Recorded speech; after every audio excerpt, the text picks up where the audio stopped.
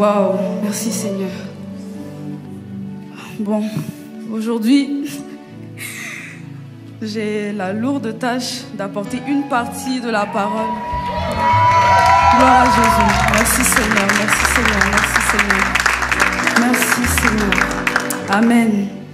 Mais avant de commencer, je vais vous demander de m'aider à honorer nos pères, les apôtres Yves et Yvan Castanou, ainsi que leur épouse, Pasteur Maud et Abby, des personnes qui ont payé le prix pour que nous nous tenions là.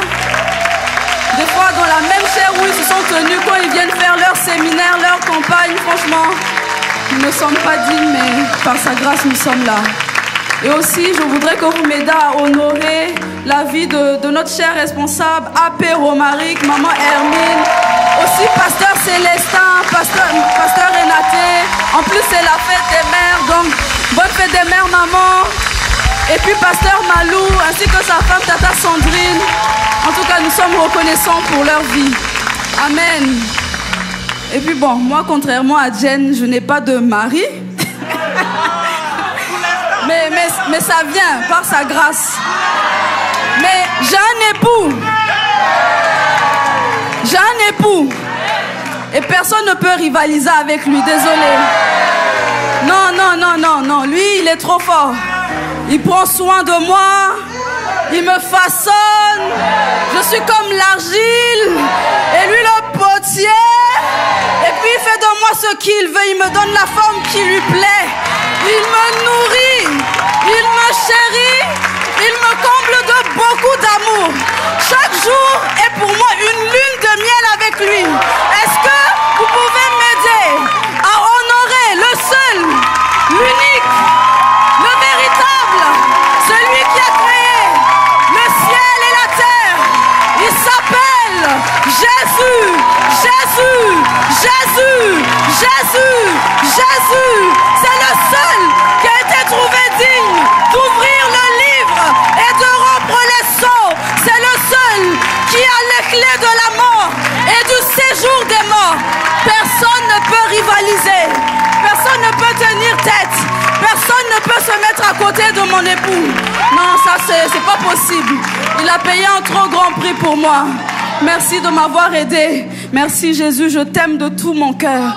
Tu es mon Dieu, tu es mon tout, mon chéri, mon amour. Reçois mes bisous, reçois mon honneur, reçois tout de moi. Je t'aime, je t'aime, je t'aime, je t'aime. Je t'aime jusqu'à l'infini. Et personne ne prendra ta place dans mon cœur. Amen. Amen. Bon, nous allons rentrer dans le vif du sujet. Sinon, AP va dire que tu es venu faire ton show, alors que non. Bon, ces derniers temps, ces dernières semaines, on nous a enseigné sur le MOC. Tout à l'heure, Diffie en a parlé. Qui s'en souvient? Qui sait de quoi il s'agit? Bon, qui ne sait pas de quoi il s'agit?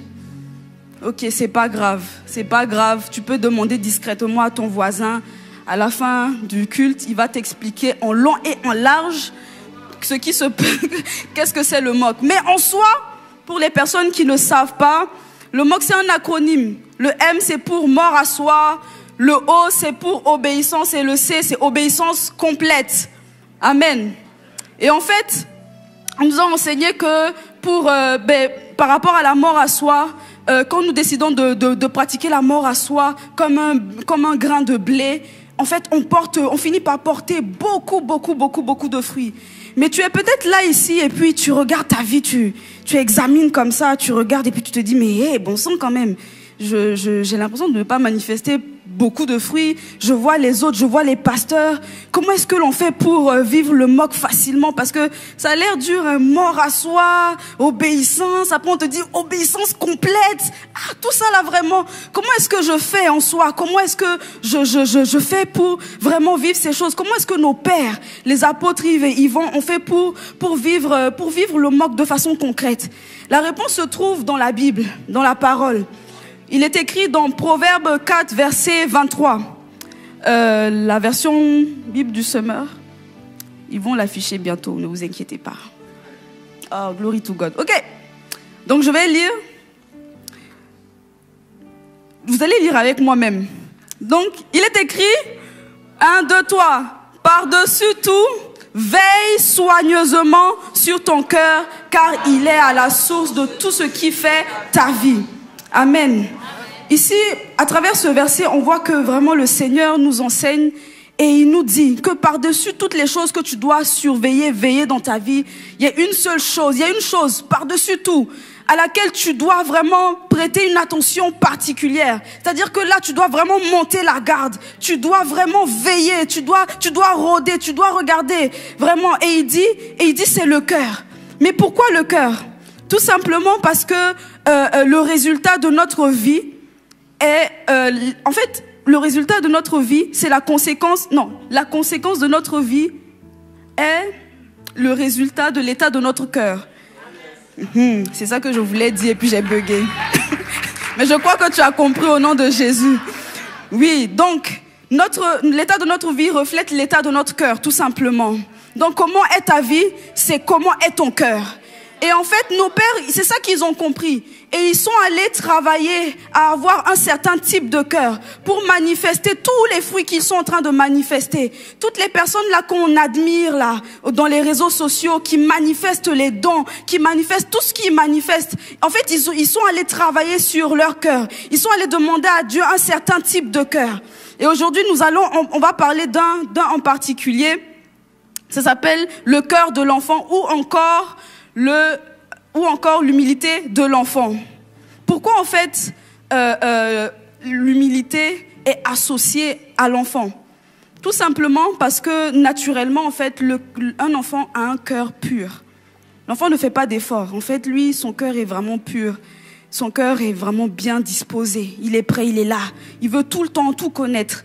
Il veut tout le temps recevoir, il veut apprendre, il n'a pas de problème. Le gars n'a pas beaucoup de connaissances et il sait qu'il n'a pas beaucoup de connaissances. Donc, il s'assoit et puis il écoute. Il essaye de savoir, mais comment est-ce que je fais pour devenir tel, pour faire ça, pour manifester ça? Comment est-ce que je fais pour manifester les mêmes choses que papa? Comment est-ce que je fais pour devenir comme papa ou maman? En fait, l'enfant n'a pas de problème à se soumettre. L'enfant n'a pas de problème à pardonner. L'enfant n'a pas de problème à aimer. C'est pour ça que l'humilité est associée à l'enfant. Parce que l'humilité est un caractère naturel que l'on retrouve dans le cœur d'un enfant. Amen. Et dans le passage de Matthieu 18, verset 50 et 54, Jésus fait une comparaison assez intéressante. Il est écrit, « C'est pourquoi... quiconque se rendra humble comme ce petit enfant sera le plus grand dans le royaume des cieux. » Je répète, c'est pourquoi quiconque se rendra humble comme ce petit enfant sera le plus grand dans le royaume des cieux. Ici, le verset commence par « c'est pourquoi quiconque ». Quiconque, en fait, c'est qui? Quiconque, c'est toi. Quiconque, c'est moi. Quiconque, c'est un noir, c'est un blanc. Quiconque, c'est les vieux. Quiconque, c'est les jeunes. Quiconque, c'est les chrétiens. Mais quiconque, ça peut être les païens. Donc, quiconque, c'est vraiment tout le monde. Il dit ici que quiconque se rendra humble comme ce petit enfant. Ici, on nous parle de l'humilité. Mais en soi, l'humilité, c'est quoi? Longtemps, on a associé l'humilité à une attitude, c'est-à-dire un comportement. On a associé vraiment l'humilité à ce que l'on manifeste en temps général, à comment tu parles, à comment tu regardes, à comment tu es. Mais il n'y a pas que ça. Tout d'abord, l'humilité, c'est une attitude dans le cœur. C'est une disposition de cœur. Et pourquoi je dis ça? Il y a une histoire intéressante dans la Bible, vraiment que j'aime bien, dans Luc 18 à partir du verset 11. Là, en fait, Jésus, il explique une parabole. Et en fait, il dit que dans le temple, il y a un pharisien et un publicain. Ils sont arrivés, ils sont rentrés dans le temple. Et puis ils étaient là. Ils étaient là. Ils étaient venus pour parler à Dieu. Et pendant que chacun était en train de parler à Dieu au-dedans de lui, tu avais le pharisien à côté. Il parle à Dieu et puis voilà ce qu'il dit. Il ne le disait pas haute voix, c'était à l'intérieur. Il dit, « Oh Dieu ! Je te rends grâce de ce que je ne suis pas comme le reste des hommes qui sont ravisseurs, qui sont injustes, qui sont adultères, mamae, ou même encore ce publicain, parce que le publicain était à côté, ok? ce publicain, moi là, je jeûne 2 fois par semaine. Hey, je donne la dîme de tous mes revenus. Quand Yannick vient faire les offrandes ici, là, je suis le premier à aller donner mon offrande. Je cours comme ça. Toutes les semaines, je vais donner ma dîme, je vais donner mon offrande. Moi, en tout cas, j'obéis aux principes spirituels qui sont écrits dans la Bible. Je ne fais pas comme ce publicain là, à côté là, on ne comprend pas, c'est un ravisseur, un injuste, un adultère comme ça. C'est ça qu'il dit à Dieu, à l'intérieur de lui. Et là à côté, tu avais le publicain. Le publicain se tenant à distance. Il n'osait même pas lever les yeux au ciel. Mais il se frappa la poitrine. Le publicain était en train de se frapper la poitrine. Il n'arrivait même pas à lever les yeux comme ça pour regarder Dieu, même pour regarder le ciel, tellement il avait honte de son état. Tellement il avait honte. Il avait vraiment mawa, quoi, vraiment pitié de lui en fait. Il était tellement dans un état tellement désespéré qu'il n'arrivait même pas à regarder Dieu. Il n'arrivait même plus à parler. Mais il a commencé à frapper sa poitrine. Et il a commencé à dire, oh Dieu, sois apaisé envers moi, qui suis un pécheur. Et la suite du verset, c'est Jésus qui parle. Il dit, je vous le dis, celui-ci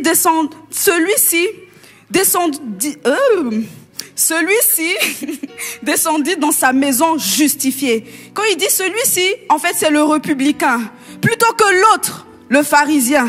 Car quiconque s'élèvera sera abaissé, et celui qui s'abaisse sera élevé. Amen. En fait, c'est drôle, hein, parce que le publicain, ce qu'il faisait n'était pas mauvais.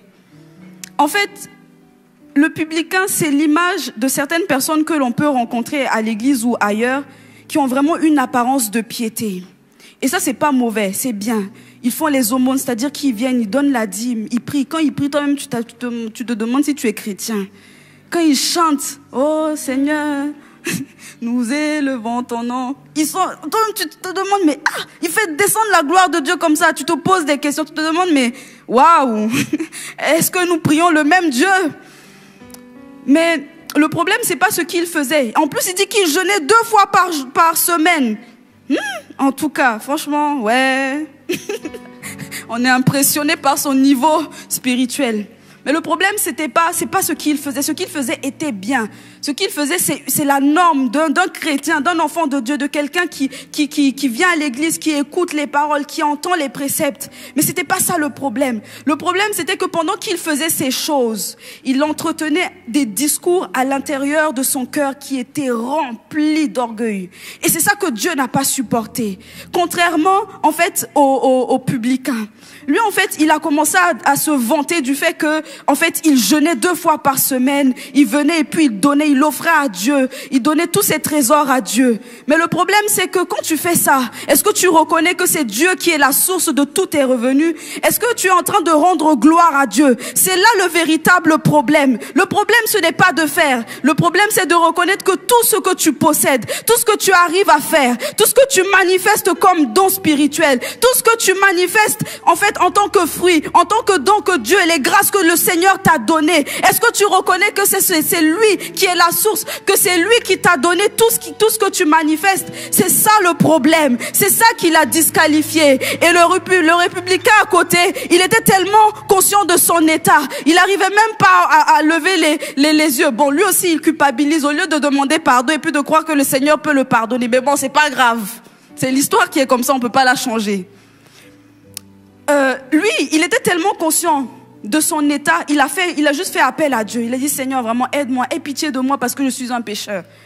En fait, il a fait ce que l'autre n'a pas fait, c'est reconnaître qu'en fait, il l'est pas, mais il demande l'aide de Dieu.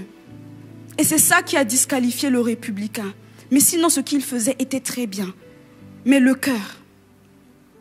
C'est pour ça que l'humilité, ce n'est pas d'abord ce que tu manifestes en tant que tel. C'est quelle est l'attitude de ton cœur. C'est une attitude de cœur. Amen. Et la suite du verset nous dit que, la suite du verset de Matthieu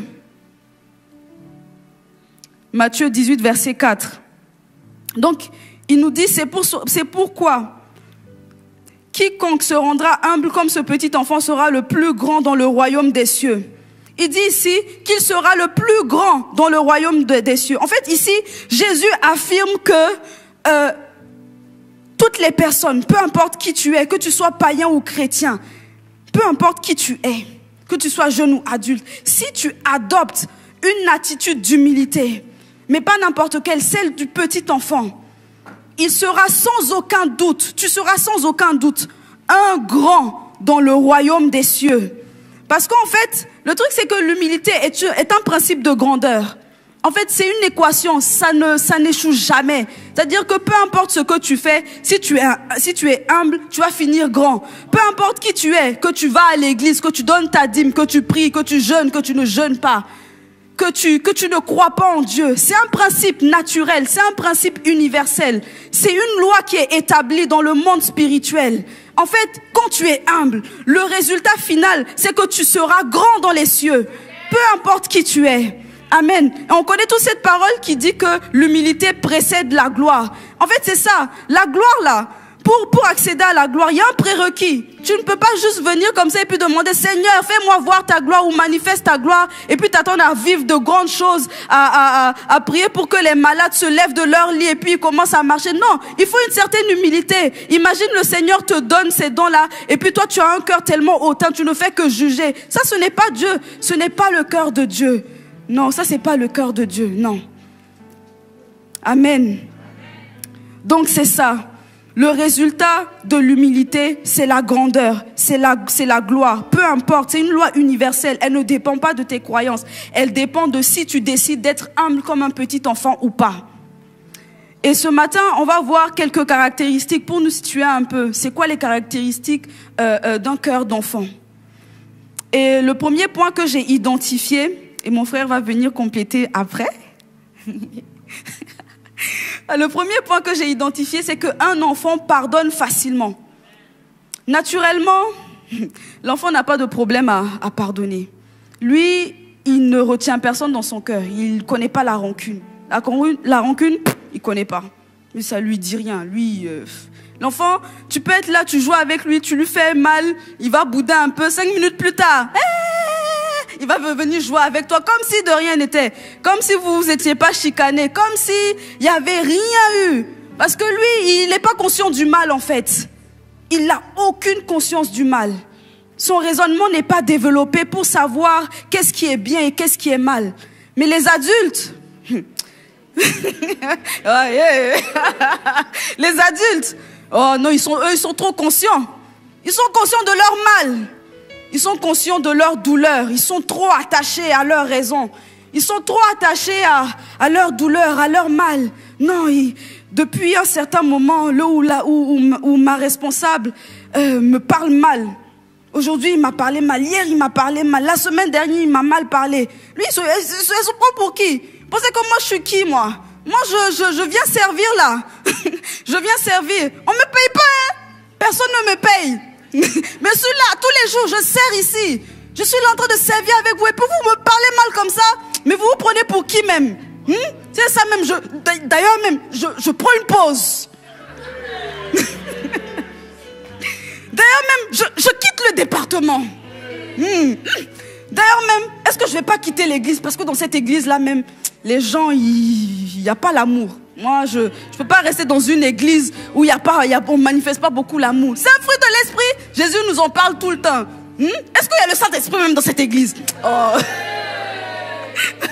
Non, je vous assure qu'il y a des gens qui ont ce genre de pensée. Je dis ça parce que moi-même...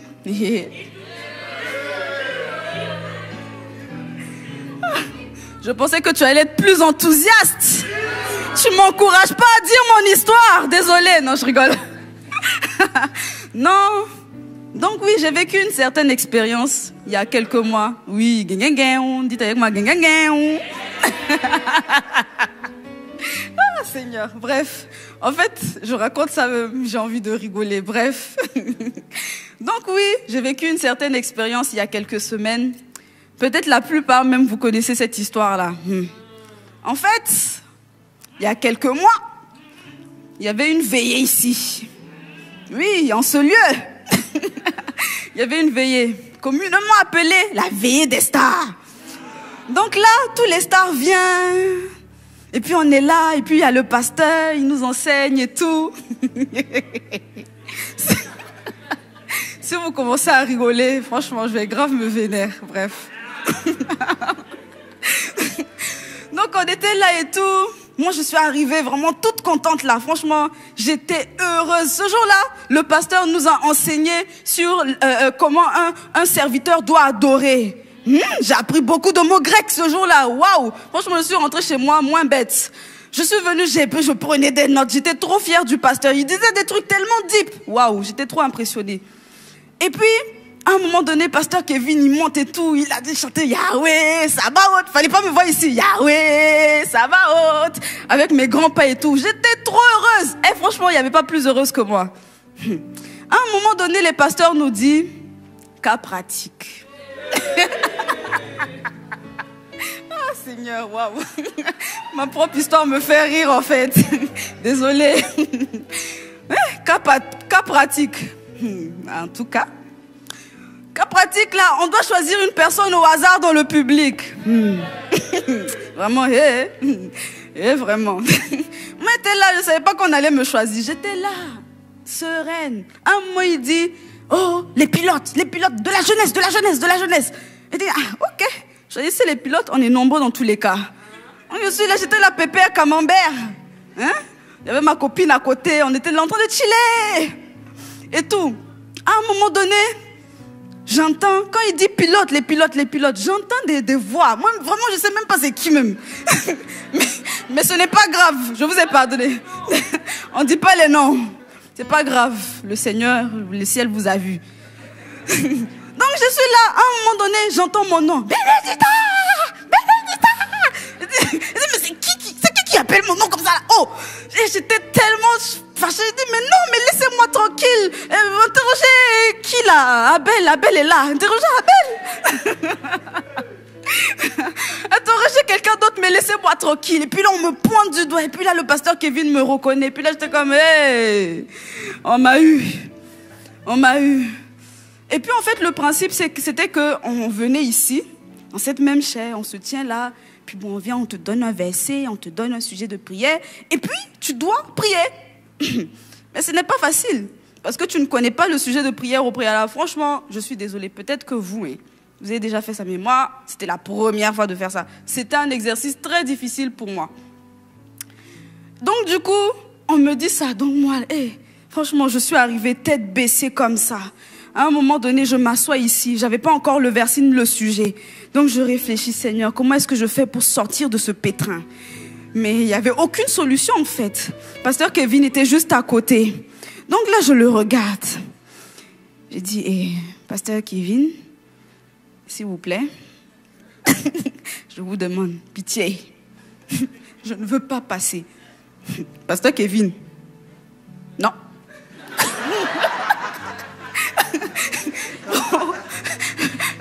Le mec, il a juste dit non et puis il a tourné sa tête comme ça. Il dit, mon cœur, j'ai dit, mais attendez. Donc vous voulez me forcer à aller faire quelque chose que je ne veux pas. C'est pas de ma propre volonté. Pourquoi en fait? Bon, je vais accélérer, mon histoire est un peu longue. Donc du coup, là je monte et tout. Bon, on m'a dit non, mon cœur a mal, je sais déjà que je vais foirer. Donc du coup, on me donne le verset, on me donne le truc, je suis là, même ça sort pas. Même j'arrivais pas à sortir. Regarde, même chanter, j'aime chanter hein, les gars, j'aime chanter. Mais je n'arrivais même pas à trouver de chant. Je regarde le pianiste comme ça, le pianiste me regarde. Je regarde les chantes me regardent. Moi-même je me regarde et puis je regarde le ciel. Je dis mais Seigneur, où est-ce que nous sommes? T'avais pasteur Renaté ici, pasteur Malou par là, pasteur Kevin ici, AP derrière. Et puis en temps même, ce qui m'a tué, c'est que Philippe a écrit quelque part dans un groupe que soutenez Bénédicte. Il a écrit quelque part dans un groupe que soutenez Bénédicte. Moi, quand j'étais ici, j'ai vu le message, j'ai vu oui, oh là là. Il dit waouh, Philippe, j'aime ta foi. J'aime vraiment ta foi, l'homme de la soif. Et donc, du coup, j'étais là et tout, il n'y avait que moi et le Saint-Esprit, mais du coup, rien ne sortait. Je suis restée là. Je n'ai rien pu dire. Et la honte qui a envahi mon cœur était tellement immense. Ouais, non. J'étais brisée. J'étais vraiment triste. Je suis redescendue, la tête baissée. Moi qui chantais Yahweh, Sabaoth. Je suis repartie à ma place, la tête baissée comme ça. Vraiment comme le républicain, pardon. Vraiment la tête baissée, j'arrivais plus. En fait, je me rappelle, j'avais reçu un message d'une fille qui m'a écrit en disant que, franchement, toute ma posture corporelle avait changé. Tellement, je me sentais recouverte de honte. J'avais tellement honte. Et le pire dans tout ça, c'est qu'on demandait à quelqu'un dans le public d'évaluer ce que tu étais venu faire. Honnêtement, moi-même, j'avais pitié pour la personne qui devait m'évaluer. Mais lui, il était comme, je ne sais pas quoi dire. Bon, honnêtement, t'inquiète, il n'y a pas de souci. Et j'avais tellement honte. Je suis rentrée chez moi. Tout ce que j'ai réussi à faire, c'est manger et pleurer. J'étais là, AP m'appelle. Franchement, je rends grâce à Dieu pour la vie de AP Romaric. C'est vraiment un très bon berger. Vraiment. Il a vu comment j'étais, il a assisté à la scène et dès que je suis rentrée à la maison, tout ce qu'il a eu, il a pensé à faire, c'est vraiment m'appeler pour savoir comment j'étais. Et là, j'étais là, je reçois son appel et je décroche. Et puis il me demande une seule phrase. Béné, ça va? Ouais. J'ai éclaté en sanglots. Oh, AP. J'ai commencé à lui dire, moi,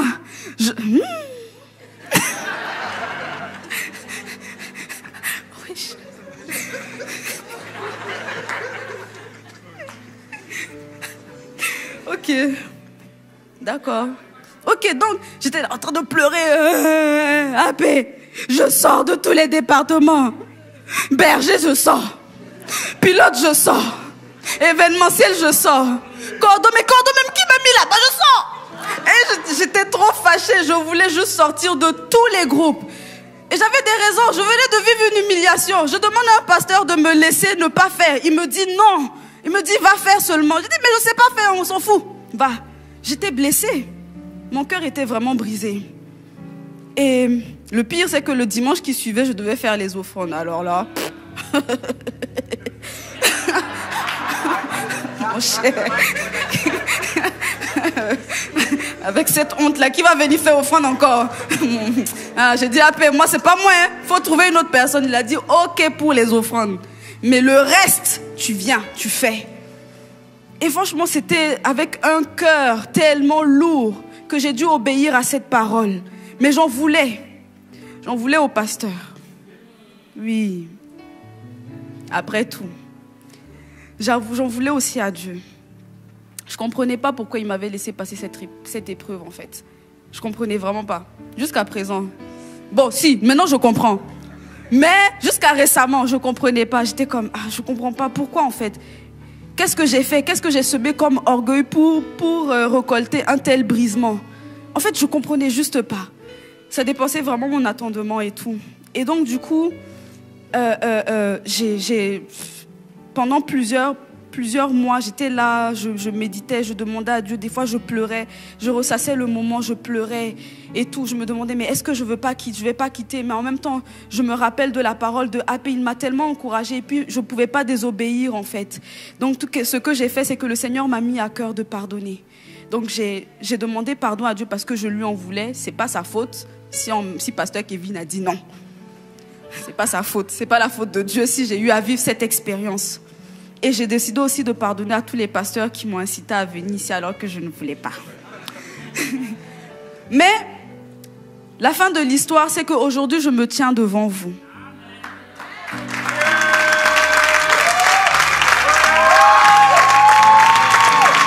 gloire à Dieu, vraiment. C'est vraiment ça. C'est ça la bonne conclusion de l'histoire. Si je n'avais pas décidé de rester dans l'épaule, si je n'avais pas décidé de continuer à travailler, de me soumettre, de venir à l'église, aujourd'hui, je n'allais pas être devant vous. Et même si ce que je fais n'est pas parfait, je sais que je suis en train d'aller quelque part. Et pour cela, je rends vraiment grâce à Dieu. Franchement, je veux prendre le temps de dire merci à Dieu parce que dans ce même endroit où j'ai été humiliée, je me tiens là et je dis merci Seigneur. Merci Seigneur, merci de m'avoir permis de vivre cette expérience. Tout ça parce que je suis consciente que, en fait, tout simplement, pour vivre tu ne peux pas accéder à une certaine gloire sans humiliation. Impossible. Pour accéder à une certaine gloire, tu seras forcément humilié. Donc j'ai vécu ça. C'est pour vivre une gloire supérieure. Et je m'attends à Dieu. Amen. Et aujourd'hui, je t'encourage. Si toi, tu as été blessé, les gens t'ont mal parlé dans ton département et tu penses à quitter ton département, tu es profondément blessé, tu te sens rejeté, tu as l'impression de tout mal faire. Repense à mon histoire, regarde-moi aujourd'hui et regarde-moi demain. Tu verras ce que le Seigneur est capable de faire avec la vie d'une personne qui décide tout simplement de pardonner, de se revêtir de l'humilité d'un enfant. Amen. Pardon, je vais donner mon deuxième point à l'événementiel. Je vais donner mon deuxième point. Sinon, AP va me... Tu vois, non. Ok, donc le deuxième point, c'est qu'un enfant imite et copie facilement. En fait, l'enfant n'a pas de problème à imiter les personnes qui sont en face de lui.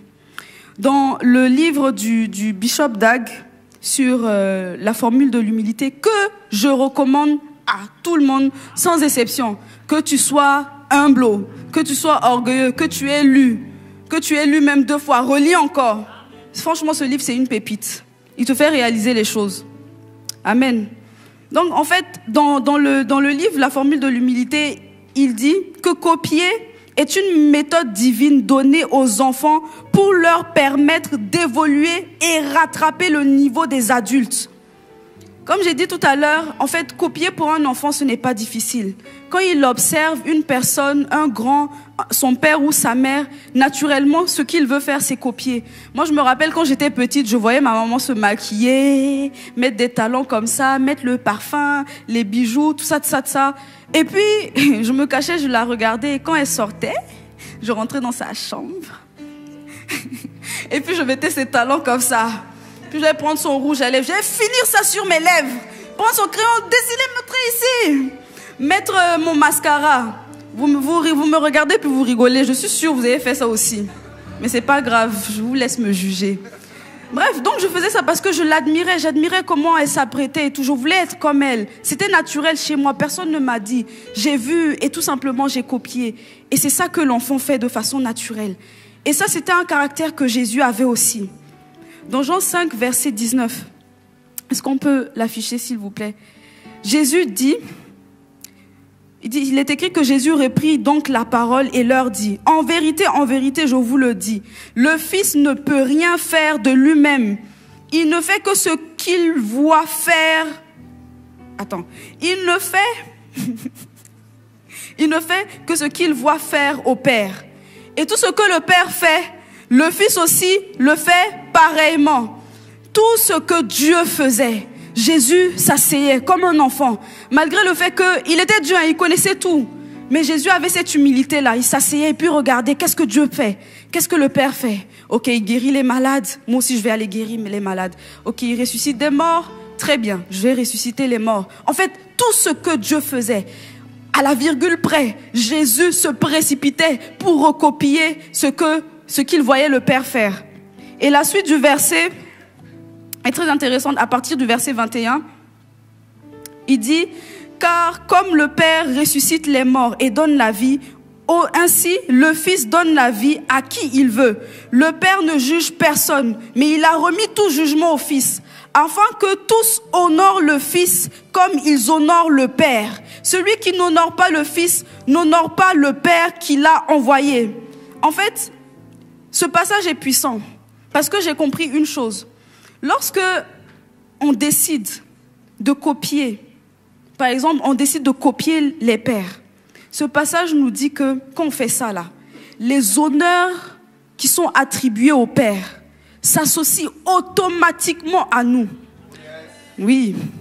Tous les honneurs qui sont attribués à Dieu le Père étaient attribués à Jésus le Christ. Et c'est ça. À chaque fois que nous allons prendre le temps d'imiter nos pères, de reproduire ce que nos pères font, les honneurs que eux ils vont recevoir, les honneurs que l'apôtre Yves ou l'apôtre Yvan vont recevoir, nous ils vont se rattacher à nos vies. On va automatiquement vivre les mêmes honneurs que nos pères. Amen. Donc lorsque nous copions les pères, les gens vont nous honorer de la même façon qu'ils honorent les pères. Tous les honneurs qu'ils vont manifester envers nos pères, ils vont nous honorer de la même façon.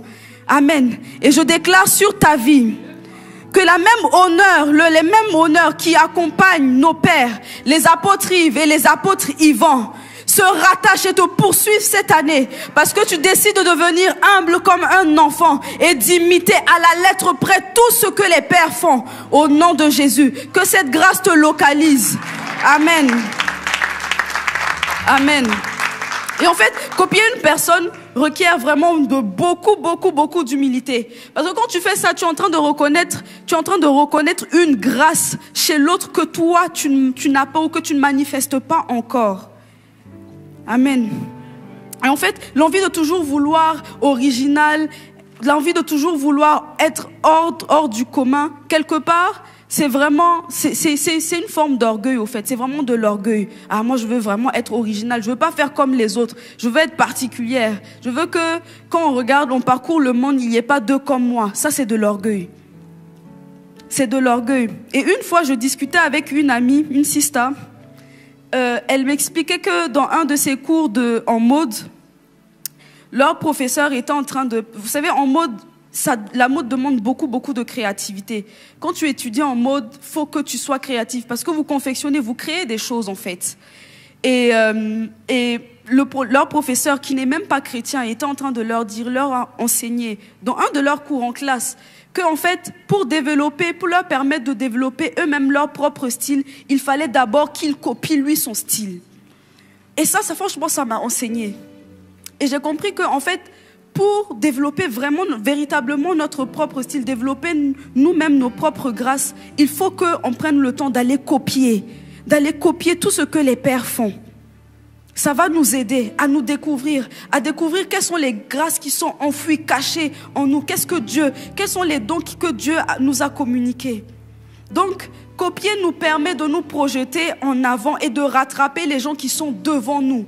Donc, peut-être que toi, tu es ici ce matin et puis tu as l'impression de vraiment être en retard. Aujourd'hui, tu as la clé. Franchement, ne cherche pas loin. Si tu as l'impression d'être trop en retard, tout ce que tu as à faire, c'est de te tourner vers une personne qui est plus que toi. Retourne-toi, regarde les pères, observe qu'est-ce qu'ils font et essaye de les imiter. Les pères, l'apôtre Yvan déclare toujours sur les jeunes, il dit que, à chaque fois il dit qu'il nous souhaite de faire mieux que eux, de faire mieux que d'aller plus loin. Mais il nous dit aussi, et ça on ne fait pas attention, de suivre les anciens sentiers. Ça va de pair. Pour faire mieux que eux, il faut d'abord faire comme eux. Il faut les copier. Et c'est comme ça qu'on devient les premiers. Amen. Donc, je vais laisser mon frère.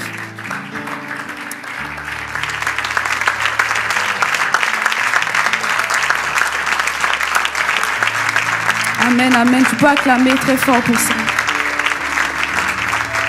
Amen, amen.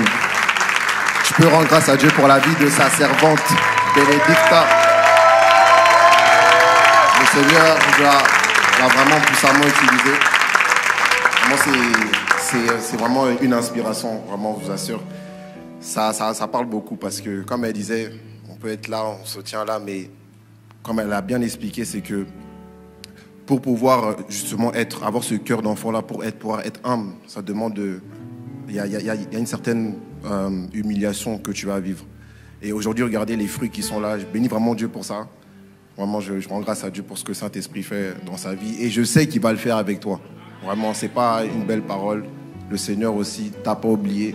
Sache que le cœur que tu désires avoir, tu l'auras dans le nom de Jésus. Amen. Bon, ma sista a beaucoup parlé. Donc, j'ai, on va dire, 5 minutes 30. Non, je rigole.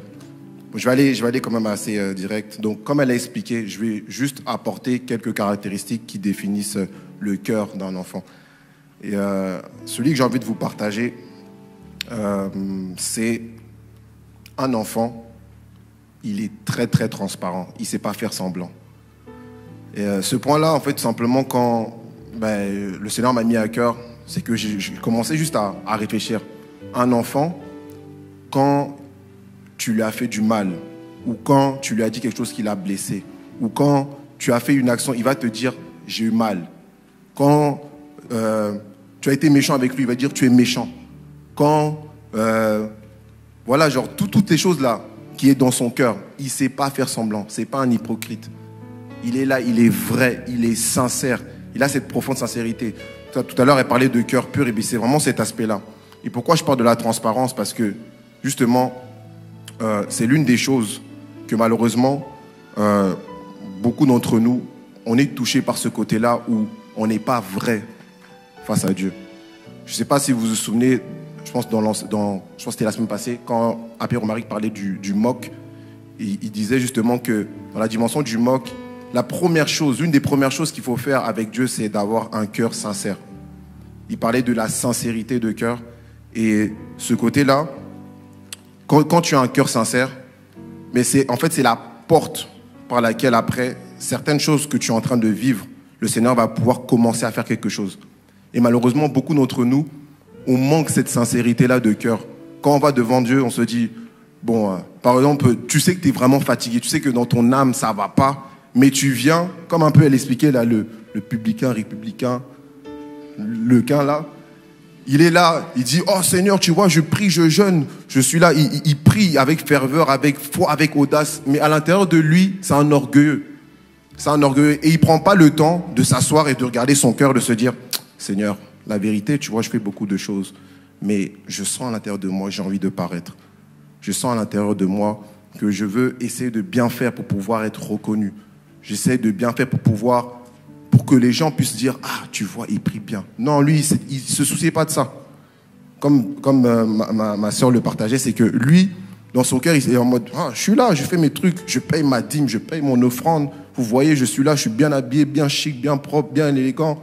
Quand je marche, on voit que je suis le bishop international. Personne ne peut me tester, tu vois, regarde, je prie bien. Mais c'était ça le problème. Et je vous assure, c'est quelque chose peut-être qu'on ne réalise pas, mais ça peut beaucoup nous toucher. Ouais. Et voilà, donc moi, le verset que le Seigneur m'a mis à cœur par rapport à ça, c'est dans Psaume 51, le verset 4 à 6, la Régie.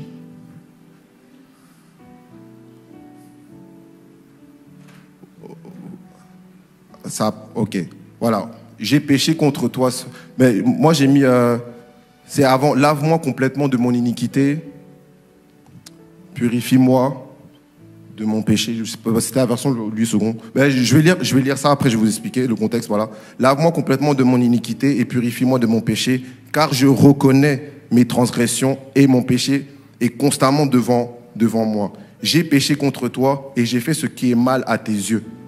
Vous voyez là l'exemple, pour ceux qui ne savent pas, mais sûrement vous devez savoir, c'est l'homme selon le cœur de Dieu. Celui que Dieu a dit, dans les cieux, il a dit, celui-ci, c'est l'homme selon mon cœur. Et l'histoire, je pense que vous la connaissez, c'est lorsque David, il allait vers Bathsheba, c'était la femme d'un de ses soldats, et il a péché, concrètement. Et ce qui s'est passé, c'est que voilà, il a voulu essayer de camoufler. Et la Bible nous explique que le prophète Nathan était venu et puis il lui a dit clairement que non, Dieu m'a dit que tu avais péché contre Dieu. Et qu'est-ce qui s'est passé? La réaction qu'il a eue, au lieu de se dire, mais non, impossible, moi faire ça? Non, c'est pas possible, c'est pas moi. Peut-être que c'est quelqu'un d'autre. Va consulter Dieu, peut-être que tu te trompes. Non, dès qu'il a reçu cette parole-là, tout de suite, il a eu un cœur sincère devant Dieu.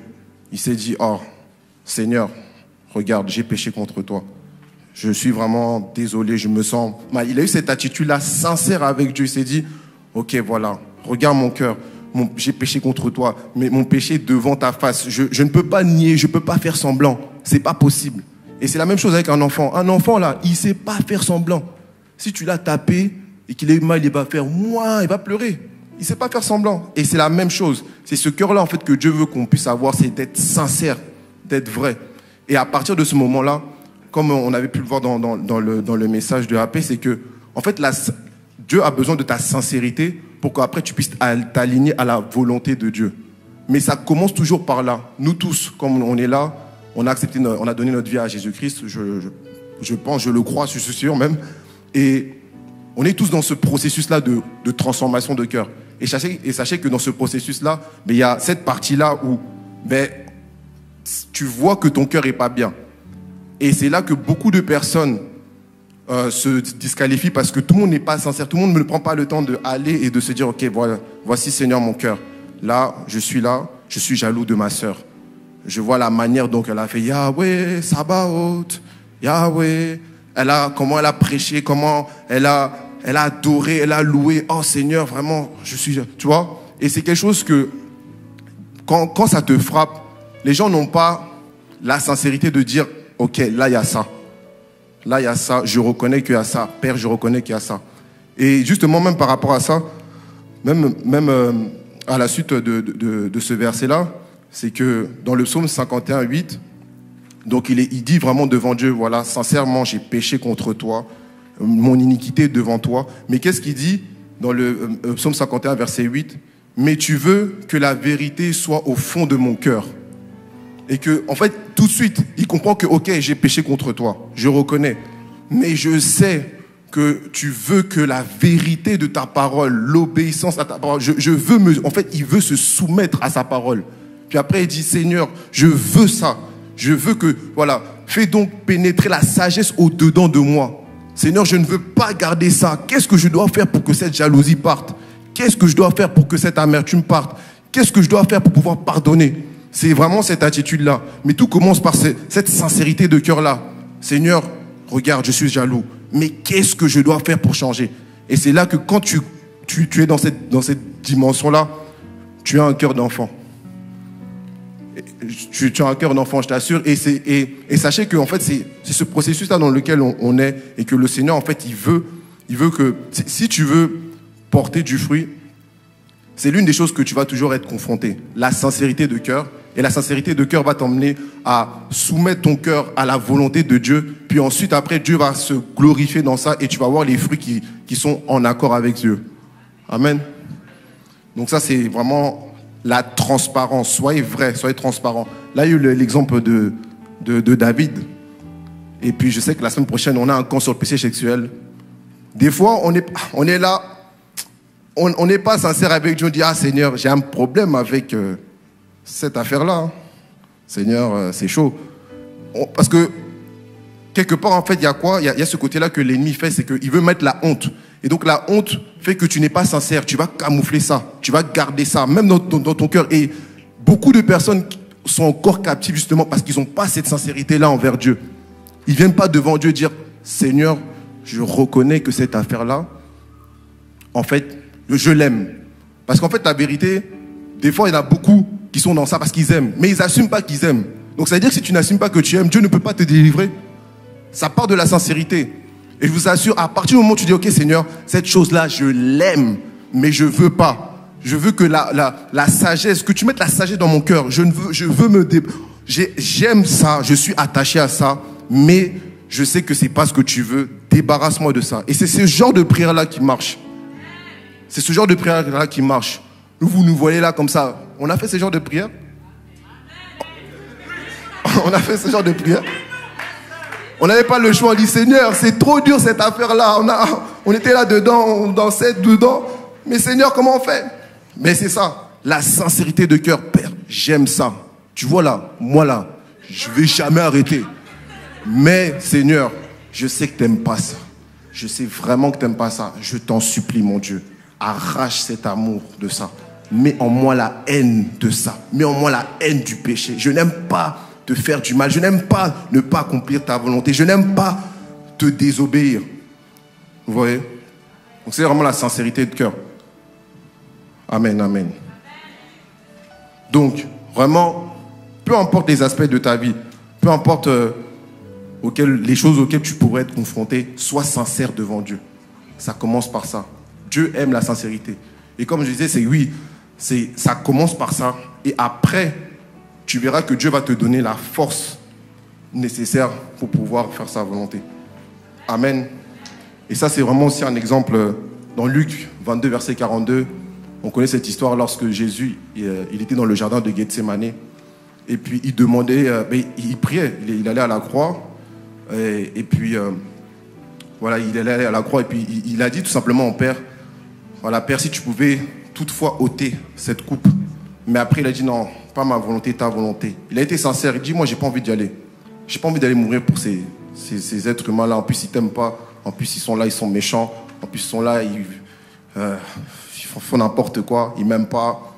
Ils t'aiment pas. Pourquoi je le ferais? Mais il a été sincère. Il dit, mais malgré ça, je vais me soumettre à toi. Et après, la Bible dit que Dieu lui-même a envoyé un ange du ciel pour pouvoir le fortifier. Donc c'est la même manière que toi là, quand tu vas être sincère avec Dieu, quand tu vas dire Seigneur, je veux me débarrasser de ça, j'aime ça, mais je sais que tu veux pas ça. Père, je prie maintenant Seigneur, mets en moi le dégoût du péché, mets en moi le dégoût du péché et tu verras toi-même, Dieu va envoyer un ange pour te fortifier. Et c'est ce qui s'est passé. Après, Jésus est allé à la croix. C'est parce que justement, il a commencé avec cette sincérité-là de cœur. Et cette sincérité-là de cœur a fait que Jésus a pu aller à la croix. Et aujourd'hui, nous sommes ici parce qu'il a été sincère envers Dieu. C'est parti de là. La sincérité de cœur, les amis. Alléluia. Amen. Amen. Bon, ça va, j'ai encore un peu de temps. Amen. Et j'aimerais partager une caractéristique qui me touche particulièrement. Vraiment, j'aime beaucoup ça. Un cœur d'enfant, il faut savoir que l'enfant aime être dans la présence de son papa. Il aime être dans la présence de papa, de daddy, mon papa, mon chouchou, tout ça. J'ai eu la grâce d'avoir un père quand même assez aimant. Enfin, il est aimant. Et du coup, quand j'ai donné ma vie à Christ, moi, c'est la chose qui a fait que, si je me tiens encore ici, chacun d'entre nous, on a eu nos épreuves, nos challenges, mais j'ai très tôt compris l'amour du Père. Très tôt.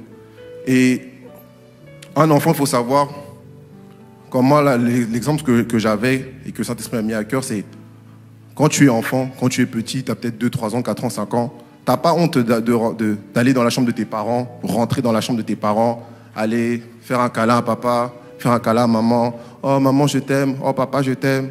Oh maman, je peux me mettre au milieu. Papa, puis tu grattes sa barbe. Maman, tu vois, bisous, maman. Je rigole, mais moi j'ai grandi dans ce genre d'environnement. Donc je sais ce que c'est. Et c'est super important. Je sais que même AP en parlait justement. Il disait que l'une des manifestations de la mort en soi, c'est quand tu vas dans la présence de Dieu, pas pour chercher les révélations ni les dons spirituels, mais c'est juste parce que tu veux rester pour sa personne, pour ce qu'il est. Tu l'aimes, tu es amoureux de lui, tu l'aimes. Papa, je suis là. Je viens à ta source, boire de ton eau, car au fond de moi, j'ai besoin de toi. Comme une biche qui soupire après les courants d'eau, ainsi mon âme a besoin de toi. Ouais, ça, moi, c'est vraiment demander à ma femme. Moi, je mets que ça. Si tu veux, moi, c'est juste adoration. Je suis là, papa. J'aime ta présence. Papa, je sais pas quoi dire, mais j'aime juste être dans ta présence. Vraiment, c'est ça. Et ce cœur-là, quand tu as ce cœur-là, c'est là qu'après, les choses pour lesquelles tu pries même pas, que tu cherches même pas, il va commencer à déposer des choses dans ton cœur. Parce qu'en fait, c'est ça, un enfant, quand il vient vers papa, vers maman, et qu'il montre qu'il aime. Mais papa, en fait, lui aussi, il se confie à lui. Il parle à lui. Il lui dit, ça va mon fils? Ça va? T'as bien dormi? Qu'est-ce que tu veux? Et en fait, c'est ça. Mais de base, c'est parti d'une intention parce que tu aimes papa, tu viens dans la chambre. Tu passes du temps avec lui. Papa, je veux juste être avec toi. Ça va? Tu t'as bien dormi? Est-ce que tu as besoin de quelque chose? Qu'est-ce que je peux faire pour toi? Et c'est ça, en fait. Et c'est souvent, c'est ça même la grâce que nos pères nous transmettent, cette passion, cet amour pour Dieu. Et c'est la chose que je pense, en moi, parmi toutes les qualités, si tu comprends que tu dois chercher ça plus que toute autre chose, le reste, après, ça va venir. L'amour de Dieu. Aimer Dieu. Et de toute son âme, de toutes ses forces, de toute sa pensée. Si tu cherches ça en premier, le reste, là, c'est juste un supplément. Tu sais, souvent, j'écoute une adoration de l'apôtre Yves et puis il dit, s'il me restait 10 minutes sur la terre des vivants, je passerai le temps à t'adorer. Puis c'est drôle avec ma femme et tout. Elle dit, mais toi aussi, il te reste 10 minutes, qu'est-ce que tu ferais? Je dis, bon, question. Bon, peut-être que je ferais 6 minutes avec Dieu parce que, bon, je dois quand même te donner les instructions, tu vois, dire comment tu dois t'occuper avec les enfants. Mais la vérité, c'est que, dans mon cœur, je dis, Seigneur, ma femme, je viens à ta source, boire de ton eau, car au fond de moi, oh Seigneur, j'ai besoin de toi. C'est toi mon amour, c'est toi mon paraclet, c'est toi mon ami, mon chéri. Je ne peux rien sans toi, je ne suis rien sans toi, tout vient de toi. La grâce, la faveur, je n'ai rien. Tout ce que j'ai vient de toi. Tout ce que je possède vient de toi. Je ne me permettrai jamais de dire que la sagesse, l'intelligence viennent de moi-même. C'est toi qui as tout créé. Tu es la sagesse, l'intelligence. Tu es tout. Tu es absolument tout. C'est pourquoi, Seigneur, avant même de rentrer dans ta présence, je veux juste être dans l'action de grâce. Merci pour cette vie-là que tu m'as donnée dans cette terre des vivants. Bon, je ferai un truc comme ça. Probablement. Par sa grâce. Quand je serai vieux, très vieux en plus, je dis, merci, hein, c'est un bon parcours. Il me reste 10 minutes, s'il te plaît. Amen. Donc l'intimité, la romance avec Dieu, il n'y a rien de plus beau que ça.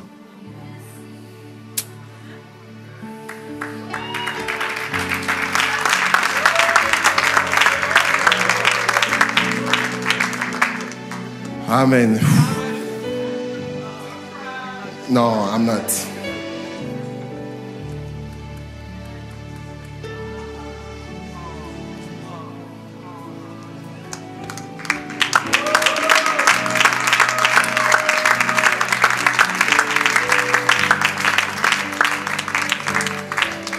Amen. Et donc, le Seigneur m'a donné cette parole-là, une parole qu'on connaît tous, c'est dans le psaume 27,4. David dit, je demande une seule chose. Une seule, pas 2, pas 3, pas 4, pas 5, pas 6. Une seule chose, Père. Je désire ardemment, je voudrais habiter toute ma vie dans la maison de l'Éternel pour contempler ta magnificence de l'Éternel et pour admirer ton temple. C'est ça que je demande. C'est juste ça. Je pense que c'est dans mon top peut-être 3 des versets préférés. Amen. Puis il y a aussi le psaume 45, verset 2, que je sais que l'apôtre, c'est vraiment, je l'ai écouté quand l'apôtre Yvan, une fois, il priait, il disait, des paroles pleines de charme bouillonnent dans mon cœur. Quand tu pries, Seigneur, tout ce que je te dis, ça vient du plus profond de mon cœur. Je t'exprime tout l'amour que je peux avoir. Je sais que si je t'aime, c'est parce que tu m'as aimé le premier. Mais maintenant, aujourd'hui, je veux te rendre tout cet amour-là que tu as mis dans mon cœur. Je veux le communiquer, le transmettre pour que les gens puissent réaliser que c'est la base, c'est le commencement de tout. T'aimer plus que toute autre chose. T'aimer de tout mon cœur, de toute mon âme, de toutes mes forces. Et c'est après que tout le reste vient. Oh, la vérité, rechercher le royaume, c'est rechercher son amour. C'est ça. L'aimer plus que tout, c'est ça. Le reste, les dons, les grâces, les visions, les songes, les dons de guérison, de miracles, ça vient après. Et justement, c'est là qu'après tu comprends que quand le Seigneur, il dit, c'est dans Jacques, il dit, voilà, vous me demandez, mais vous demandez mal parce que vous cherchez à assouvir les passions de vos cœurs. Mais quand tu cherches d'abord son cœur, tout le reste vient. Il te donne. C'est gratuit. C'est gratuit. Tu ne le demandes même pas. Tu ne le demandes même pas.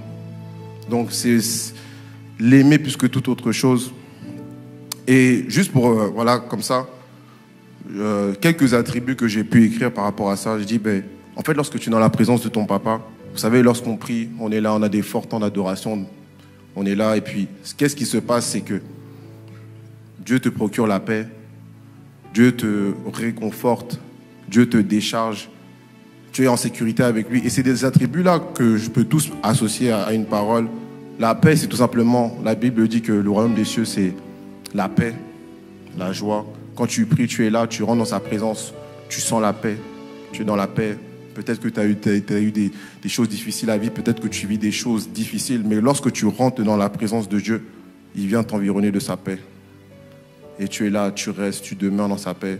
Et pareil, tu te sens en sécurité. Tu vois que peut-être que dehors, rien ne va, il y a des problèmes dans ta famille, tu as des problèmes avec des amis, des problèmes avec le travail, peut-être de santé, mais lorsque tu rentres dans sa présence, il te donne cette paix et cette sécurité-là. Et puis en même temps, on le sait, la Bible dit que le Saint-Esprit est le consolateur par excellence. Il vient te donner du réconfort. Tu es dans sa présence, tu te sens bien. Tu sais que peut-être dans la réalité, il y a des choses, mais il te réconforte, il te fait du bien. Et aussi, ce qu'il fait, c'est qu'il te décharge. Il te décharge de tes fardeaux, comme il est écrit, venez à moi, vous tous qui êtes fatigués et chargés, je vous donnerai du repos. Donc c'est vraiment ces attributs-là. Aimer Dieu, aimer Dieu. Aimer Dieu. Tout le reste, là, ça découlera. Et c'est vraiment ça. J'ai 7 minutes. Saint-Esprit. Les brochata. Ramos c'était. Les la brosata yamaka babara brosata. La kayamande libe. Bon, j'ai à cœur qu'on puisse commencer à